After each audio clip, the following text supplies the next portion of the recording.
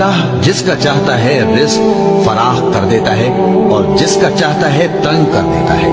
और काफिर लोग दुनिया की जिंदगी पर खुश हो रहे हैं और दुनिया की जिंदगी आखिरत के मुकाबले में बहुत थोड़ा सामान है।